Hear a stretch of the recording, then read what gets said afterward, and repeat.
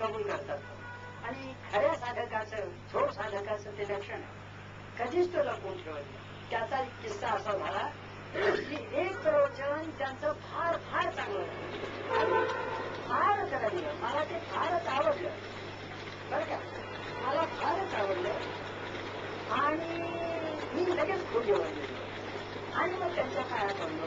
आणि बाबा मी पाया पडलो कशाकरता सांगू का, तुमचं प्रवचन मला फार फार आवडलंय हे व्यक्त करण्याकरता मी तुमचे पाय धरते, मी तुमच्या पाया पडतो. मला म्हणायचं काही नाही, मागायचंही काही नाही. असं म्हटल्यावर मला काय म्हणतात, बापूसाहेब तुम्हाला एक सांगतो म्हणाले. ठीक आहे, तुम्ही माझा गौरव करताय, ठीक आहे म्हणाले. बरं काय एक सांगतो म्हणाले की म्हणाले महाराजांच्या कृपेने आणि बोध कबूल केलं ना,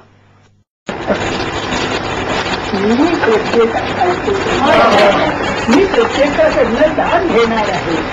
आता महाराज दान घेतो म्हणाले म्हणजे त्याला मोठी अपूर्व येईल, अपूर्व येईल. तेव्हा महाराज ऐके आता उतराई होत आहे, आपल्याला आपल्या थोडंसं देता येतं, चांगली तयारी करा म्हणून प्रत्येकाने कोणाला वेळ होता आपला दिवस, त्यांनी तयारी केली आणि त्याप्रमाणे लोक दानापर्यंत आले. दान द्यायचं, जेव्हा दानाची वेळ आली, जेव्हा दानाची वेळ आली तेव्हा महाराज काय म्हणाले, मी दान घेतो म्हणून कबूल केलंय, मी दान घेतो म्हणून कबूल केलेलं आहे. पण सांगतो कसं घेणार होतं, ज्याच्या प्रत्येकात जो दोष आहे त्याचा हातावर सोडून दान घेणार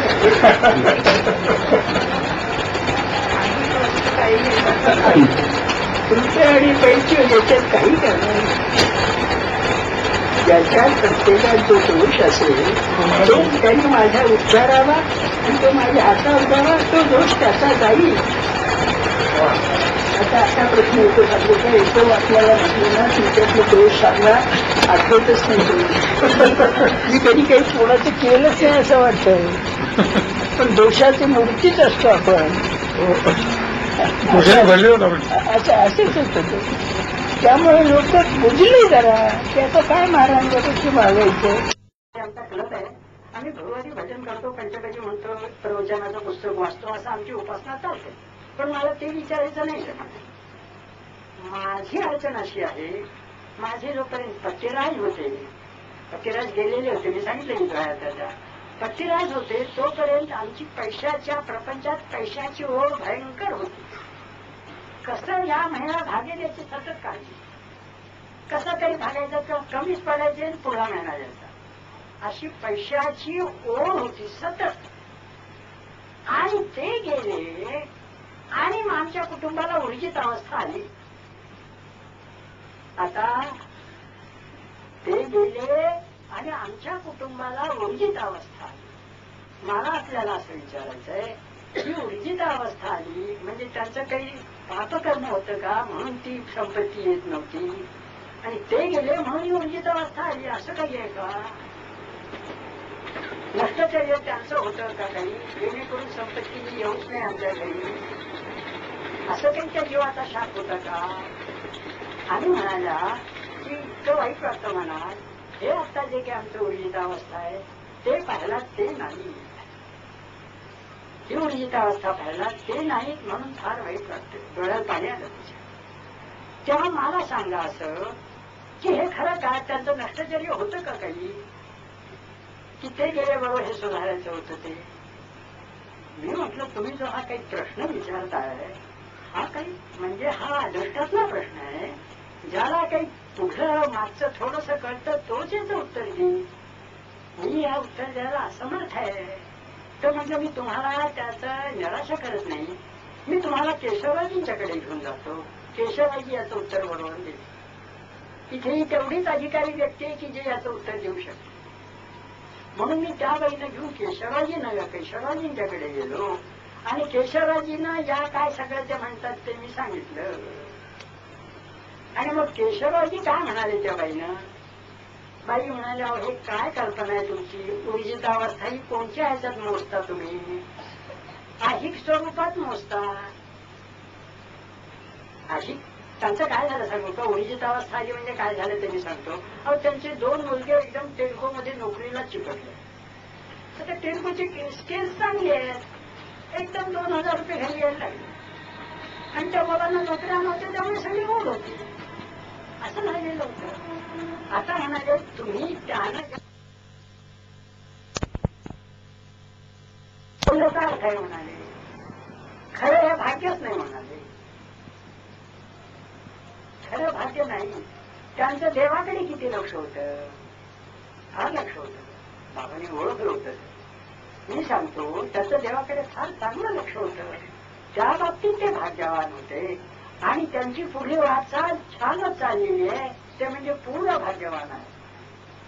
तुम्ही आर्थिकदृष्ट्या त्यांना द्या भागी म्हणता, ते सर्वस्वी चुकीचं आहे. आता ही जी मुलांना नोकऱ्या लागल्या आहे, उद्या जर मुलं त्याचा दुरुपयोग करायला लागली तर काय मग त्या भाग्याचा अर्थ आहे म्हणाले. म्हणून हे भाग्य समजू नका.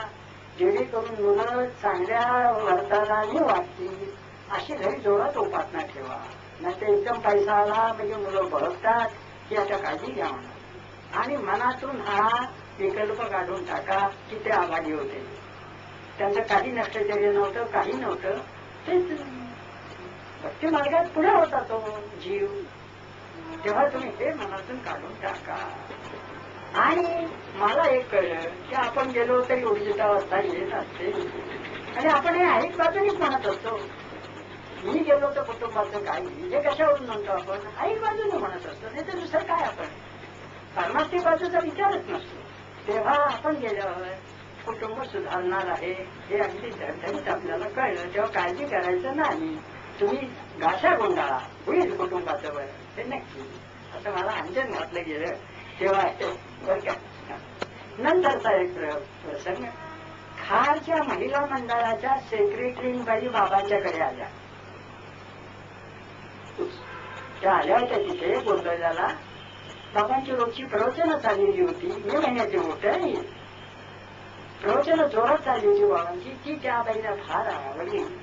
आणि एक सांगू का तुम्हाला, खार हे जे काही सवर्म आहे ना, ते अत्यंत श्रीमंत सवर्म आहे. सर्वात श्रीमंत सवर्म खार आहे. तेव्हा ते सवर्म असल्यामुळे तिथले महिला मंडळ त्या बायकाही श्रीमंत. त्यामुळे त्या महिला मंडळाजवळ 2 लाख हात कॅश इतका निधी छान होता. असे जोर होता त्या बाईचा सेक्रेटरीचा. तेव्हा त्या आल्या खोलीत आणि मीच होतो सहज तिथे. त्या काय म्हणाल्या, आपली प्रवचनं मला फार आवडतात, आपण आमच्या महिला मंडळात येऊन प्रवचन कराल का? बाबा पटकन काय म्हणाले, मी येईन म्हणाले, पण माझी बिदागी तुम्हाला परवडणार नाही. मी आवाज झालो, बाबा आणि बिदागी हे कसे शब्द, काय बिदागी कुठली काय? तशी ह्या 2 लाख रुपये जोर होता ना, त्या काय म्हणाल्या, असं काय करता म्हणाले, आमची सांप्रतिक स्थिती फारच छान आहे मंडळाची, तुम्ही म्हणाल ते आम्ही देऊ, तुम्ही नुसतं सांगा. येता जाता आमच्या प्रत्येकाच्या घरी 2-2 गाड्या आहेत, एक सोडून 2 गाड्या झालो.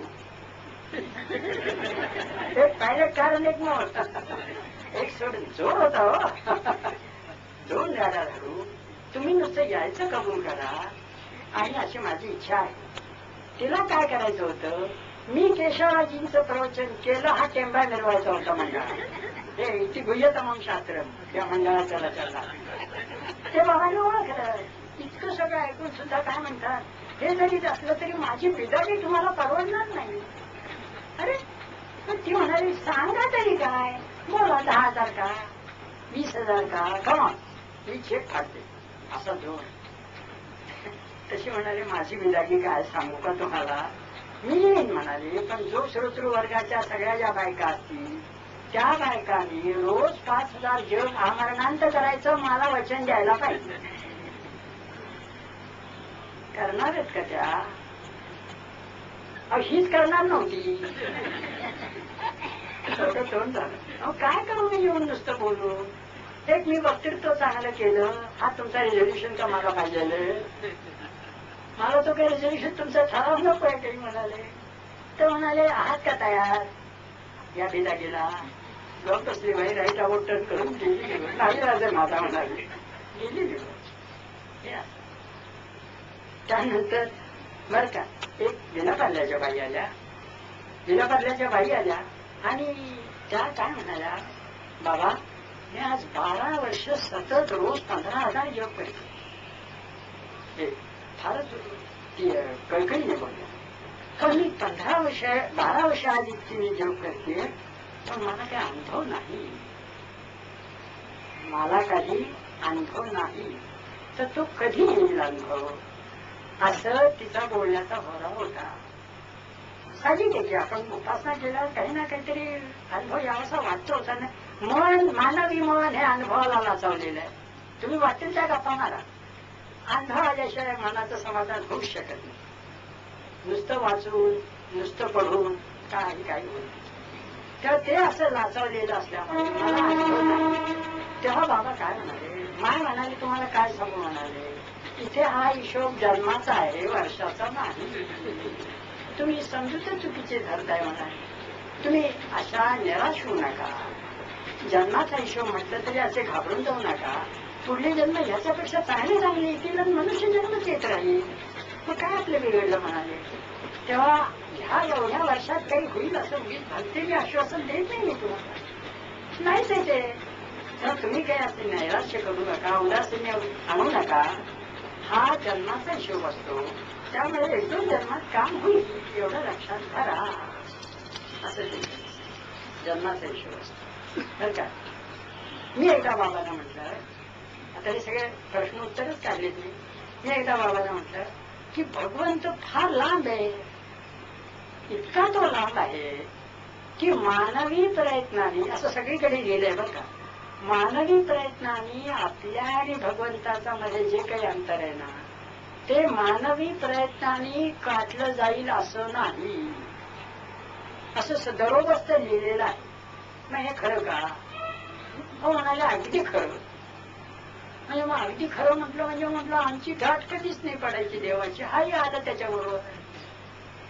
असं नाही म्हणाले. गंमत काय सांगू का म्हणाले, तुम्ही जेव्हा म्हणाले 1 पाऊल टाकता, तेव्हा तुमचे सद्गुरू तिकडून 2 पावलं टाकून येत असतात. भगवंत काय करतो, सद्गुरूला तिकडून 2 पावलं टाकून जायला सांगत असतो. म्हणजे काय, तुम्ही 1 पाऊल मात्र टाकलं पाहिजे, तरच तिकडून 2 पावलं पडतील सद्गुरूची. म्हणजे 2/3 अंतर सद्गुरू कापणार आहे, 1/3 तुम्ही कापणार. मग आता काय अवघड म्हणाले. म्हणजे मग म्हणून गाठ होते, म्हणून आत्मज्ञान होतं, म्हणून सद्गुरू कृपा होते. नाहीतर मानवी प्रयत्नाने अंतर काढणं शक्य नाही. क्लिअर कट असं अगदी उत्तर मला बरं का. नंतर बिर्ला शेठ त्यांच्याकडे आले, नवकोप नारायण. तर काय सांगू तुम्हाला, बिर्ला शेठ आणि नवकोप आले आणि त्यांनी डोळ्यात पाणी आणून काय सांगावं केशवराजींना, मी मुलांचे इतके करूनही ती माझे ऐकत नाही, यास काय करावे. काय नवकोप नारायण झाला तरी आपण ते या बाबतीत एकच कुठे श्रीमंतीच्या बाबतीत किंवा पैसे आल्यावर ठीक आहे, भानगड नाहीये. मुलं अगदी फार सद्गुणी निघतात, काय उलटच येते. काय त्यांनी सांगितलं की मी इतकं मुलांचं करत असून सुद्धा मुलं माझं ऐकत नाही, याला काय करावे. केशवराजी फटकन परखड बोलले त्यांना, शेठजी तो प्रपंचाचा गुणधर्मच आहे मुलांनी न ऐकणं. मी तुमच्या घरी जसं खारट तसं माझ्याही घरी खारटच आहे, तो गुणधर्मच आहे म्हणाले. मग तुम्ही तो मनावर काय घेता म्हणाले, तो गुणधर्म आहे. काय मीठ खारट ते खारटच लागणार. तो गुणधर्म कधी बदलत नसतो. शेठजी तुम्ही पिता या नात्याने, पुढे जे बोलले ते फार म्हणाले, पिता या नात्याने जेवढे कर्तव्य आहे तेवढे तुम्ही करा. पिता या नात्याने जेवढे तुम्हाला त्यांच्या बाबतीत कर्तव्य आहे तेवढं तुम्ही करा. त्यांच्यावर ममत्व ठेवू नका. व्हॉट इज ममत्व? ममत्व म्हणजे मी त्यांचं करतोय तर त्यांनी माझं करावं ही अपेक्षा इज ममत्व. पटकन आपण म्हणतो याचं हे करून काय काही नाही, त्याचीच ममत्व ठेवायचं नाही. तुमच्या पोटी आले, तुमच्या पोटी आले तुमचं कर्तव्यच आहे, तेवढं तुम्ही करा आणि ती ममत्व ठेवू नका, म्हणजे हे तुम्हाला दुःख होणार नाही. आणि महाराजांच्या चैतन्य गीतेतला ओव्या सांगितल्या, ओव्या अशा भारीच्या सांगितला.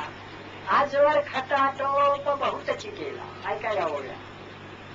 आजवर खटाटोप बहुतची केला, परंतु कामाची नाही आला. हे प्रपंचाचं स्वरूप. जयाचे करावे बहुत भारी, थोडे चुकता उलट गुरुगुरी. ऐसे स्वार्थपूर्ण आहे जन, हे ओळखून वागावे आपण. जोवर धरली जगाची आस, तोवर परमात्मा दूर खास. आस ठेवा रामापायी, आनंद समाधानी राही. शिवजीने उतरून घेतला. उतरून द्या पंडितजी, ते त्याला पंडितजी म्हणतात. पंडितजी उतरून द्यावं, हे लक्षात ठेवा ना. म्हणजे हा जो मनातला जे काही दुःख आहे ते फार निघून जाईल. हे बिर्ला शेठ त्यांचं. मी का आपल्या पुढे मांडलं, आपल्या पुढे आपल्याला तीच समस्या आहे म्हणून मी आपल्या पुढे ते मांडलं. आता याच्या पुढला हे सांगू का. 8 सप्टेंबर 1987 गेला. 8 सप्टेंबर मंगळवार होता आणि त्या दिवशी शिबिर सुरू झालं. आपण आला होता शिबिराला, सगळे मिळाल्या होत्या, आपण सगळे शिबिराला गेलो. 8 सप्टेंबर ते 12 सप्टेंबर 5 दिवसाचं शिबिर होतं. आता त्या शिबिरात काय होतं, संध्याकाळी शंका समाधान होतं. 5 ते 6 हा जो वेळ होता, हा जो 1 तास होता, तो शंका समाधानाला करता ठेवलेला होता. शंका विचारायचा आणि प्राध्यापक साहेब त्याची उत्तरं द्यायची. मग त्याची अशी एक योजना केली होती, ज्याला ज्याला कोणाला शंका विचारायची असेल त्यांनी ती कागदावर लिहायची आणि तो कागद त्याने माझ्याकडे आणून द्यायचा आणि मी ते सगळे कागद एके ठिकाणी करायचे आणि केशवराजींना द्यायचे. कुणीतरी एक कलेक्टर पाहिजे ना मध्ये कलेक्ट करण्याकरता, नाही तर प्रत्येक जण खोलीवर धावला तर मग त्यांना काही उसंतच नाही मिळणार. तर मी काय सगळ्यांना सांगितलं होतं की तुम्ही जेव्हा शंका विचारा, तेव्हा शंका विचारा, खाली तुमचा पत्ता, खाली नाव आणि पत्ता द्या. म्हणजे काय असतं, मग जबाबदारी येतो. कोणी विचारले असं म्हणून त्याचं उत्तर देताना त्या माणसाला उभं करता येतो, ही व्यक्ती आहे हे विचारतात हे. मग 4दा विचार करून माणूस शंका विचारतो आणि तसंच झालं. शंका इतक्या प्रति उत्तम आल्या, सुरेख आल्या, कारण हे होतं ना त्यात बांधणी, त्यामुळे उत्तम आल्या शंका. केशवराजांनी याचं उत्तम त्याचं उत्तर दिली, आपण पाहिलंच. त्याच्यात एक शंका अशी होती बरं का, एक शंका अशी होती की आपलं श्री महाराजांशी संभाषण होतं का, अशी शंका होती. आपलं महाराजांशी संभाषण होते का, अशी शंका होती. मी ती शंका वाटल्यावर मला सुद्धा आवडली. म्हटलं मला सुद्धा खरे विचारायचंच होतं, पण माझा जीव होत नव्हता. तुम्ही जर विचारलं असतं तर म्हणाले असते तुमच्या नामस्मरणाला याची काय हरकत येणार आहे का, असं त्याने मला गप्प केलं असतं. सांगितलंय कुणी, तुम्ही काय रडायचं ते रडा, तुमची तंबोरी वाजवा कायची, हे कशाला ढंग, असं करून त्यांनी मला चपेटा मारला असतं, मला माहित होतं. आणि पुन्हा उत्तर मिळालंच नसतो, मग नुसता रपाटा कसा खायचा. तेव्हा या दृष्टीने म्हटलं बरं झालं, पाहुण्याकडून छान विंचू मारतोय म्हणजे उत्तर याचं येणार, म्हणून मी त्याची वर ठेवली. आणि त्या दिवशीचा जो गठा होता तो त्यांच्याकडे दिला. दुपारी 2-3 वाजता दिला. 5 ते 6 तो कार्यक्रम. मग तो गठा घेऊन आले प्राध्यापक साहेब, तो गठा घेऊन उत्तर द्यायला आले. आम्हाला काय वाटलं पहिले छोटच हे घेतली जाणार, तर त्याने तो खालीच घातला हो. ते वाचतात त्यांनी तर आम्हाला नंतर तो खाली घातला सगळा.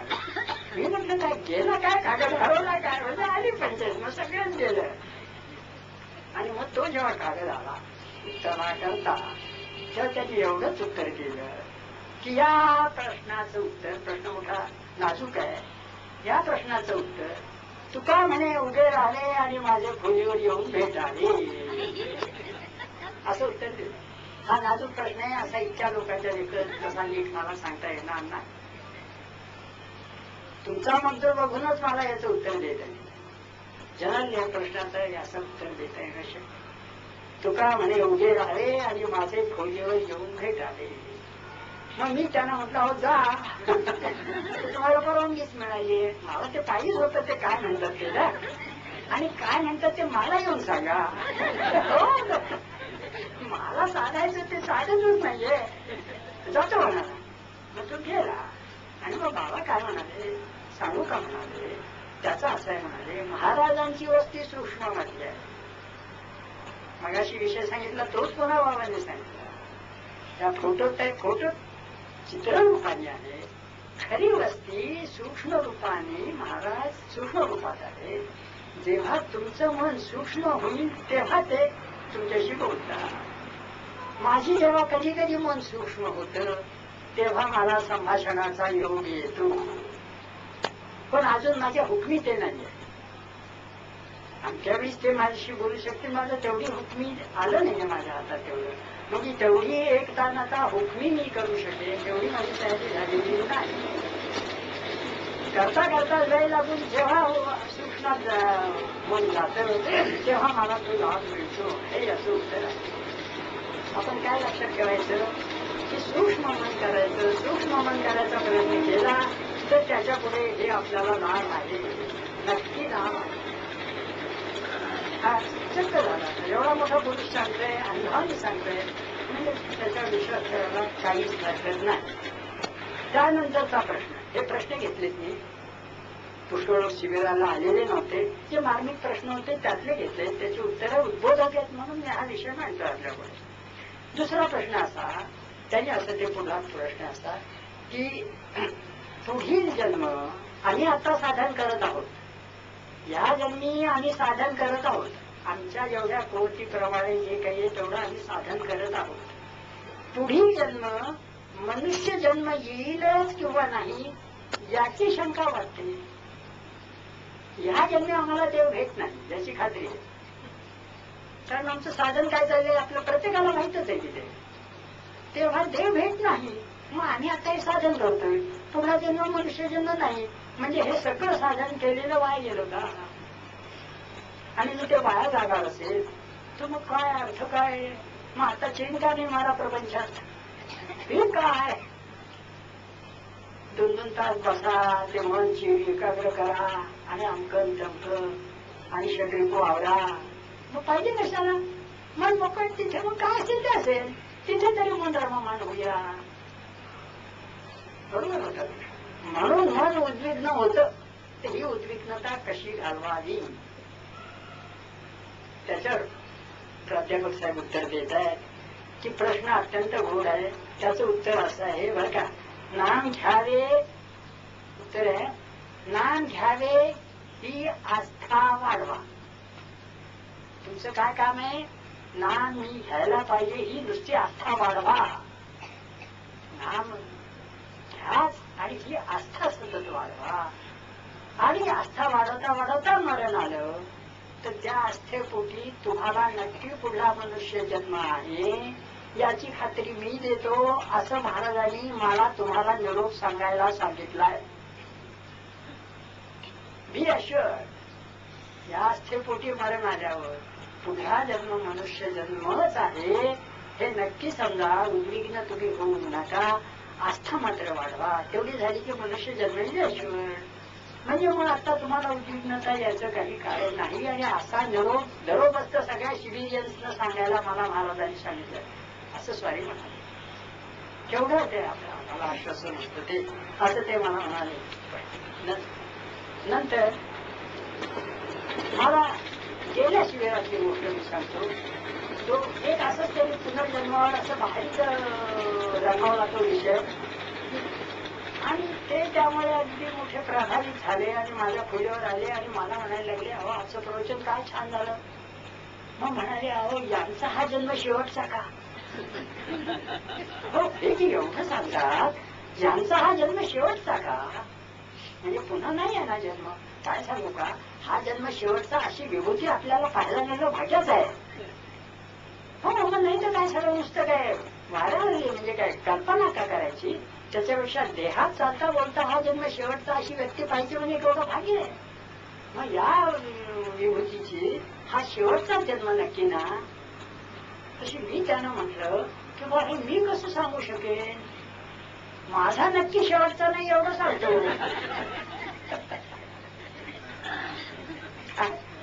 माझा शेवटचा नाही एवढं मी नक्की सांगतो, पण त्यांचा मी काय सांगू शकेन.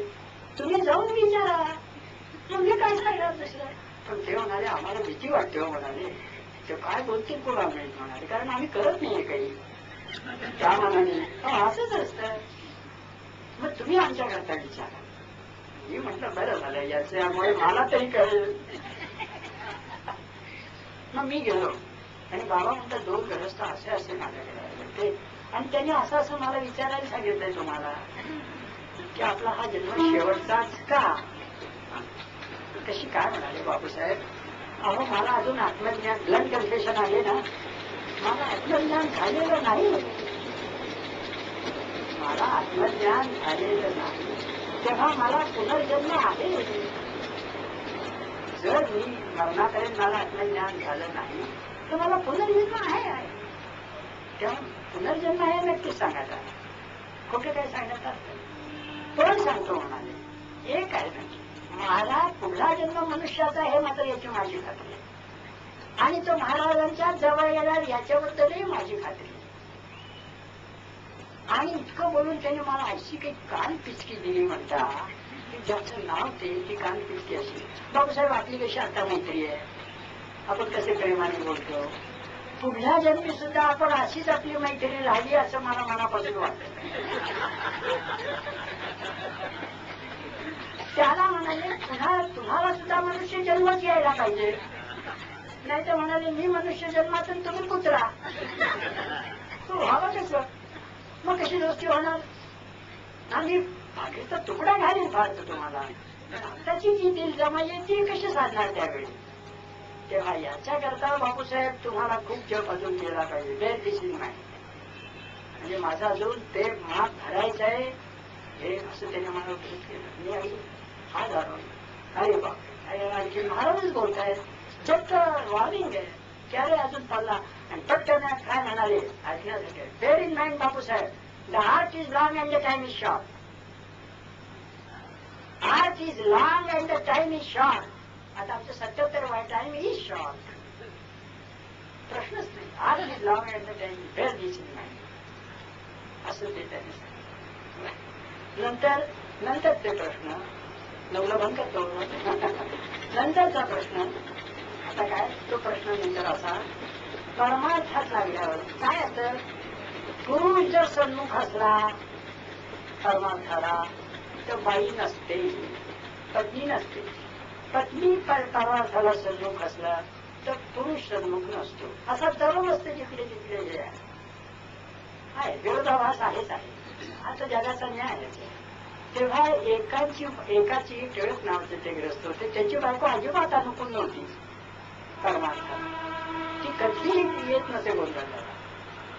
आणि ते मला वरच्यावर म्हणत आमच्या दोघांच्या मी तुमचा देवा करतो म्हणाला, तुम्ही दोघं कसे आहे ते रमाला ते भाग्य मला नाही म्हणत असं म्हणतात. ज्याला नाही त्याला ते वाटतंच असं कसं बरं. तेव्हा या दृष्टीने त्याने प्रश्न विचारला. त्याने प्रश्न असा विचारला की परमार्थास लागल्यावर पत्नी अनुकूल नसली तर तिची समजूत कशी काढावी. आता ज्याने ही समस्या असेल त्यांना हा बरोबर उत्तर छान. बरोबर नाही का, त्याला जास्त समजतो त्याचा त्यांनी प्रश्न पुन्हा वाचतो. परमार्थास लागल्यावर पत्नी अनुकूल नसली तर तिची समजूत कशी काढावी. आता केशवराव हे मानसशास्त्राचे गाढे अभ्यासक आहे, तेव्हा त्यांनी मानसशास्त्र दृष्ट्या बायकांचं कसं मन असतं याचा अभ्यास केलेला आहे आणि त्याच्या भूमिकेतून याचं उत्तर दिलं. काय म्हणाले आहे कसं, त्याचं उत्तर देताना म्हणताय पत्नीला आपण नावं ठेवू नये, तिची आपण हजेरी घ्यायचा प्रयत्न करू नये. किती छान. का तिला असं वाटतं सांगू का म्हणाले, याचं आपण कारण शोधावं. स्त्रीला असं का वाटतं याचं आधी आपण कारण जर शोधलं आणि तीच आपल्याला कारणं कळली तर आपण तिला हजेरी घेणार नाही, नावही ठेवणार नाही. तिच्या भूमिकेतून आपण जायला पाहिजे. तेव्हा काय म्हणाले केशवरावजी सांगतायत बरं का, स्त्री ही मत्सरी स्वभावाची असते. मत्सर फार असतो हा तो. स्त्री मत्सरी स्वभावाची जात्या असते. केशवरावजींचं उत्तर आहे बरं का, नवऱ्याच्या खिशात लाकडाची बाहुली जरी असली तरी ते तिला खपत नसते. नवऱ्याच्या खिशात लाकडाची बाहुली तुळशीबा घेतली, तिचं काळजी तो ठेवायला लागला, खपायचे हे काय वेगळंच आहे काही, ते तिला खपत नसते बरं का. पण त्यामुळेच त्या तुमच्याशी अनन्य असतात. मत्सराचं ऑपोजिट इज प्रेम. माझ्याशिवाय कुठेही यांचा हालता कामा नये म्हणून त्या तुम्हाला अनन्य असतात. ते काय मार्शलिंग ब्युटिफुल मार्शलिंग म्हणायचं. त्यामुळे त्या तुमच्याशी अनन्य असतात. आता असं का वाटतं त्यांना याचा वीज सांगतायत. महाराजांच्यावर प्रेम जर बसले तर माझ्यावरील प्रेमाला ओटी लागेल ही भीती असते. स्त्रीमन काय महाराजांच्यावर जर हे आता सारखे जायला लागले आणि महाराजांच्यावर प्रेम बसलं तर माझ्यावरील प्रेमाला ओटी लागेल ही भीती. काय चूक आहे म्हणाले त्या बाईची. किती म्हणजे आता जाऊन ते सांगते, तिच्या भूमिकेवर जाऊन याचं उत्तर देते. ही नंबर 1 भीती. दुसरी, तिला एक असं वाटतं जी गोष्ट पेन्शन घेतल्यावर करायची ती तरुणपणी हे कशाला तडफडत बसताय. बायकांना पुष्कळ असं वाटतं ते तरुण येतात. जी गोष्ट पेन्शन घेतल्यावर करावायची, परमार्थ पेन्शन घेतल्यावरच करायचं आहे, तर ती तरुणपणी कशाला हे करताय, किरमिरतायत कशाला गुंतवलेला जाऊन. ही दुसरी भीती. तिसरी भीती, तरुणाखाला लागल्यावर प्रपंचातल्या यांचं लक्ष उडेल आणि प्रपंचाची हेळसांड होईल. कसं मांडलं पुढे बघा, हे याला उत्तर देणं म्हणतात हो. मग म्हणाले या तिचं तुम्ही निराकरण केल्यावर मग तिचं मन समजूत पटेल. नाही तर नुसतं रागून काय होणार आहे, मी जातो तू या, नाही जमायचं. तेव्हा तिला काय सांगावं म्हणाले, तिला असं सांगावं. माय म्हणाले तुला जी भीती आहे ना की महाराजांच्यावर प्रेम जास्ती बसं म्हणजे त्याच्या प्रेमाला होती लागेल. महाराजांचं प्रेम स्वार्थी नाहीच आहे. महाराज स्वार्थी नाहीच आहे. महाराजांच तुमच्यावर प्रेम करतात, तुम्ही त्या मानाने करतच नाही त्यांच्यावर. अशी व्यक्ती आहे ती. आणि खरं आहे स्वार्थी प्रेम असं म्हणून त्याची विभागणी होईल. तसं नाही म्हटलं तरी नवरा स्वार्थीच प्रेम, आपलं बायकोवर स्वार्थीच प्रेम, जगातलं प्रेम. जोपर्यंत ती नीट चालली तोपर्यंतच प्रेम. ती उद्या आपली हजेरी काढू दे, प्रेम मला ओटी पडणार आहे. महाराजांचं प्रेम निस्वार्थी आहे, सूक्ष्मता असल्यामुळे या प्रेमाचा त्या प्रेमाची तुलना होऊ शकत नाही.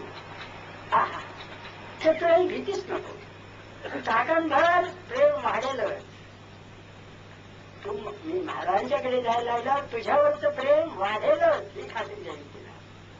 कारण तिथे सारखं हे होईल ना, मग कसं दुसऱ्याचं मन राखावं याच्याबद्दलच उपदेश होता. मन दुखू नये. मग तुझ्यावरचं प्रेम जास्ती वाढणार नाही का. ही कुठली भीती आहे तुझी, ही काढून टाक असं तिला सांगावं. आता दुसरं होणारे पेन्शन घेतल्यावर त्याचं निराकरण करता येते. पेन्शन घेतल्यावर म्हणाले पेन्शन घेतल्यावर परमार्थ अगदी करायचा मान्य आहे म्हणाले, पण तू गॅरंटी देतेस का पेन्शन पर्यंत जगू म्हणून. तुझ्या हातात आहे का. तू तरी राहशील का मी पेन्शन पर्यंत हे तुला माहिती नाही, किंवा मी पेन्शन पर्यंत जगेल हे मलाही माहिती नाही. मग नुसती कल्पना की पेन्शन घेतल्यावर आपण करूया हे वेगळीपणच आहे. जर ह्या गोष्टी दोन्ही तुझ्याही हातात नाही माझ्याही हातात नाहीये तर आजच ती करायला लागलं हे उचित आहे. आणि लॉजिक दृष्ट्या ते तुला खोडून काढता यायचं नाही हे तुम्ही तिला सांगितल्यावर सांगायचं. खोडून त्याला काढतात त्याचं अगदी खरं. हे म्हणाले असं तिला सांगावं. आणि तिसरं म्हणाले बरं का, तिसरं कोणतं जी गोष्ट प्रपंचाची हेळसांड एक सांगतो म्हणाले. ज्यांच्याशी आपला संबंध आलेला आहे तो आत्मज्ञानी पुरुष असल्यामुळे, ते समाधीस्थान आत्मज्ञानाचं असल्यामुळे त्यांचं जे काही मार्गदर्शन होईल ते तुम्हाला प्रपंचाला उपयुक्तच ठरतं. कारण त्यांचा त्यात स्वार्थ नसतो. तुम्ही प्रपंच ज्या अडचण जेव्हा संतापुढे ठेवता तेव्हा त्याचा काही स्वार्थ नसतो. त्यात जेणेकरून याचं कल्याण कसं होईल या दृष्टीने मार्गदर्शन होतं. आणि काकणभर जर काही संकट यायचं असलं तर संतांच्यामुळे त्याची बोध पुष्कळ कमीच होते, कधी वाढतच नाही, हे लक्षात ठेवा. त्यामुळे प्रपंचाची हेळसांड होईल हे सुद्धा शक्य नाही. दिस इज ऑल्सो रूल्ड. हे तिला ठरपून सांगावं. तुझ्याचं संकट तुझ्याही हातात नाही, माझ्या हातात नाही, प्रपंच आहे. प्रपंचाची वस्ती आणि ज्वालामुखी पर्वतावरील वस्ती एक, कधी उन्मळून येईल याचा नेम नाही. खरंच आहे हो, काय कसले प्रसंग येतात फटकन, काही कल्पना नसताना सगळं तीर्थाकडे काहीतरी होऊन जातं. या दृष्टीने म्हणाले अशा वेळी धाई मदत संतांचीच होते.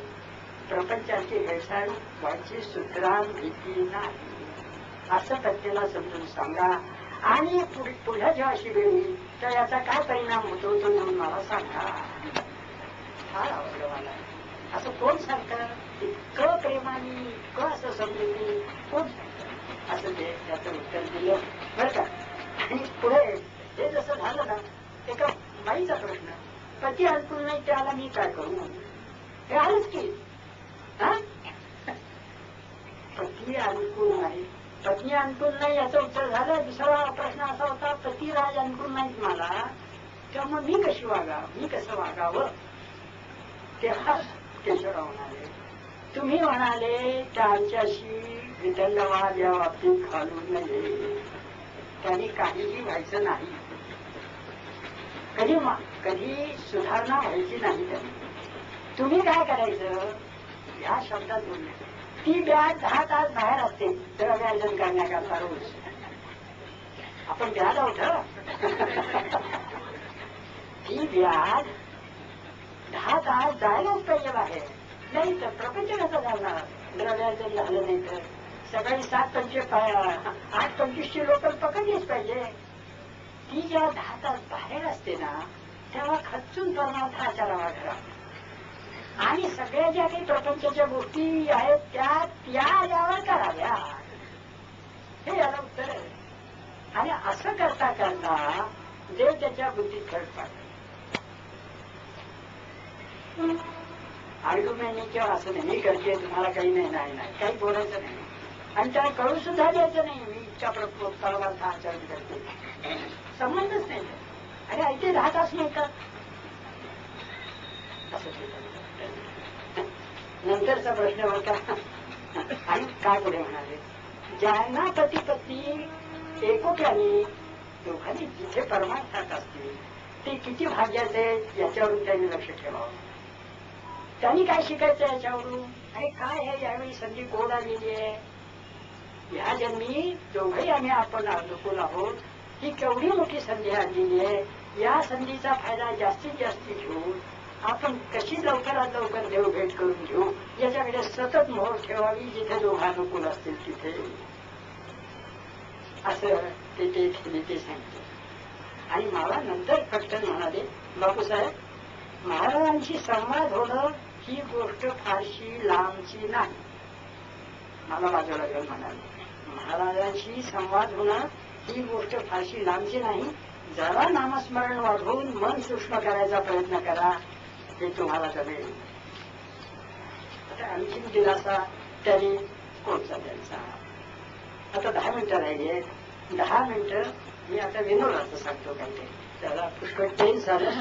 आता विनोद मार्मिक भारदस्त आणि बोधप्रद महाराजांचा असायचा. विनोद मार्मिक भारदस्त म्हणजे झोप उडेल सगळ्यांची, आजच्या झोप चांगली येईल दोन्ही वेळी. मार्मिक भारदस्त आणि बोधप्रद. तर विनोदावर सांगतो की विनोदाचा पहिला किस्सा म्हणजे असा, एकदा केशवराव महाराज म्हणाले, महाराज काय म्हणाले सांगू मी, जे जे काही आपल्याला बघतोय आपण कर्तुम अकर्तुम अन्यथा कर्तुम आपल्यात शक्ती आहे याची माझ्याबद्दल माझी खात्री झालेली आहे. काय आपण कसे आहात, कर्तुम अकर्तुम अन्यथा कर्तुम याचे तुम्ही आहात याची माझी खात्री झालेली आहे. मूकम करोति वाचालम पंगुम लंघयते गिरिम, हे उत्तम आपल्याला लागू पडतं, हे सर्वस्वी आपल्याला लागू पडतं असं ते म्हणाले. तेव्हा गौरव केला. महाराज काय म्हणाले, केशवराव तुम्ही म्हणता ते बरोबर आहे म्हणाले, पण सांगू का म्हणाले, मूकम करोति वाचालम, मूकमला भगवंताला वाचा करता येईल म्हणाले, पण सांगताना म्हणाले वाचालमचं मुकम करावं लागतं.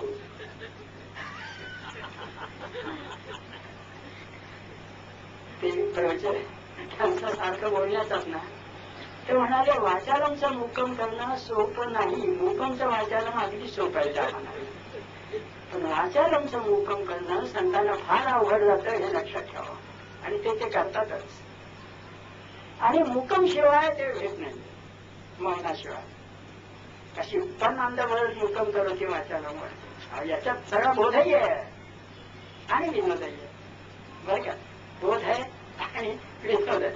आणि त्याच्यानंतर मी त्यांना, आता माझा आहे, मी त्यांना आपलं म्हटलं, माझा आपला विनोद बाबा, मला जे वाटतं आमचे जे तात्यासाहेब होते ना, माझा अगदी प्रेमाचा विनोद, आमचे जे तात्यासाहेब होते ना, तात्यासाहेब होते कोकणस्थ, केतकर, अर्णव केतकर, ते होते कोकणस्थ, पण वृत्ती होती देशस्थाची. अगदी घसघशीत हात हो त्यांचा, कुणी काही मागू उचलून देणार, खायला प्यायला सगळं घसघशीत सगळं पदार्थ. आपण देशस्थ आहात पण वृत्ती आहे कोकणस्थाची, आहे त्याची वृत्ती कोकण. आणि त्याच्यावर काय म्हणाले, बापूसाहेब किती तुम्ही बरोबर बोललाय, आणि ही माझी अशी वृत्ती आहे, ह्याच्याबद्दल मला अभिमान आहे म्हणाले. म्हटलं अभिमान कसा आहे बरं का, अभिमान कसा सांगू का म्हणाले, का सांगू का म्हणाले, कोकणस्थाचा उत्तमातला उत्तम गुण, अत्यंत टापी आणि वर्तन, जी काही उपासना करायची ती शास्त्र शुद्ध आणि साध्य बंद ते करतात, आणि ती केल्याशिवाय ते भेटण्याची माझी खात्री झाली. म्हणून देशात असलो तरी कोकणस्थ झालं. फार विनोद बरं का. आता त्यानंतर ते सांगून 1-2 मिनिटं पुढे जातील, पण तो सांगतोच विनोद, तो असा की केशवरावनी महाराजांना विचारला की आपल्या मते चांगला माणूस कुणाला म्हणावे, आपल्या मते चांगला पुरुष कोणता, आपल्या मते चांगला माणूस किंवा चांगला पुरुष कोणाला म्हणावा, हा महाराजांचा प्रश्न.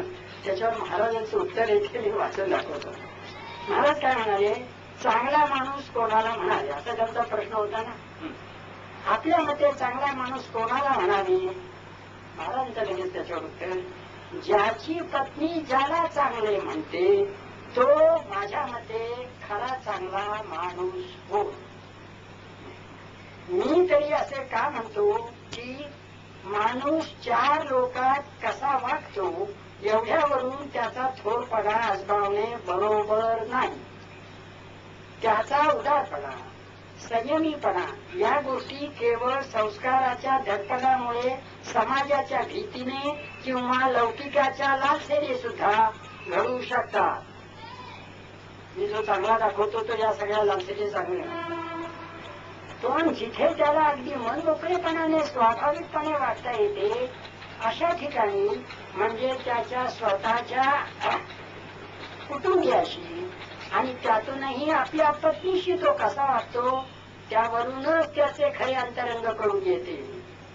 तिथे कुठल्याही तऱ्हेचे नाटक करण्याची गरज नसते. आपण चांगले वागतो ते पुष्कळ नाटकच असतं, किंबहुना तिथे पुरुष विशेष अधिकार गाजवू शकतो आणि गाजवू पाहतोही बर का. बाहेर कोणी अपमान केला तरी आपल्या फायद्यावर दृष्टी ठेवून माणूस तो सहन करील बर का. पण बायकोकडून नुसता चहा सुद्धा मागितल्याबरोबर किंवा हवा तसा न मिळाला तर तो अकांड तांडव करील. तेव्हा त्याचे सत्य स्वरूप बायको पुढेच दिसून येत असते. त्याचे गुणदोष खरे तिच्या पुढेच प्रगट होत असतात. म्हणून त्याला जग जरी कितीही थोर किंवा सत्वशील किंवा संयमी म्हणत असले तरी त्याची पत्नी त्याला तसे म्हणत असेल तरच तो खरा समजावा. किती छान टोलाय अगदी हा. हे झालं. केशवरांनी हे लक्षात ठेवलं. एवढ्यावर नाही भागलं. आणि मग केशवराव मोजदार घ्यायला लागले. आणि मग त्यांना आढळून आलं की या परीक्षेत कोणी पासच होत नाही. कोणीच पुरुष पास होत नाही. आणि ते म्हणाले मी सुद्धा इथे नापासच आहे. सगळे नापास नापास नापास सगळं नापासच त्यांना उत्तर यायला लागलं. तेव्हा मग ते पुन्हा महाराजांना म्हणाले महाराज आपण हा कष सांगितला खरा पण मी तो लावून पाहतो पण त्या परीक्षेत कोण पास झालेलं मला दिसतच नाही. मग कोणीतरी पास झालं का? हा ज्या परीक्षेत तुम्ही पासच होत नसले तर ती परीक्षा तरी नसली असं नाही का? मी तर साक्षात नापास आहे म्हणाले. आज 30 वर्ष प्रपंचात आहे. साक्षात नापास आहे. मी नापास आहे. आमच्या याला 50 वर्ष झाली. नापास आहे. यापैकी कोणी पास असेल तर हात वर करा. झालं. मग ते काय म्हणतात महाराज पास कोणी झालेले लोक आहेत का? काय प्रश्न आहे? असं काय करता केशवराव म्हणाले अहो पास झालेली यादी आहे. महाराज काय म्हणाले अहो प्रभू रामचंद्र याच्यात पास झालेले आहे. सीता त्याग झाला तरी भगवान श्रीकृष्ण पास झालेले आहे. राजा जनक पास झालेला आहे. राजा जनक पास झालेला आहे. सांगीपती पास झालेले आहे. वसिष्ठ ऋषी पास झालेले आहेत. खूप यादी सांगितली भर भर भर. आणि पटकन काय म्हणाले आई तुम्हाला सांगतो तात्यासाहेबांचे वडील आमचे भाऊसाहेब पास झालेले आहे. खुद्द तात्या ही परीक्षा पास झालेला आहे. हे जवळच उदाहरण घ्या म्हणाले. तुमच्या लक्षात येत नाही तेव्हा ही पास होण्याची ही यादी दिली. ही यादी दिल्यावर हे पुढे काय म्हणतात महाराज आपण पास झाला होतात का? काय प्रेम आहे हो. म्हणजे आणि महाराजांना असे प्रश्न फार आवडायचे. कशी सर्दी असेल तशी महाराज काय म्हणाले हो मी झालो नाही म्हणाले. ते मी कसं सांगू तिला विचारा म्हणाले. माझ्या पत्नीला विचारा मी काय सांगण्यात अर्थ आहे. मी म्हणणारच पास झालो नाही. मग तिला म्हणाले आता तिला कसं विचारता येईल? पत्नीला कसं विचारता येईल आता? तशी काय म्हणाले तात्याला जर माझ्याशी संबंध जोडता येतो तर तिच्याशी जोडता येईलच. हा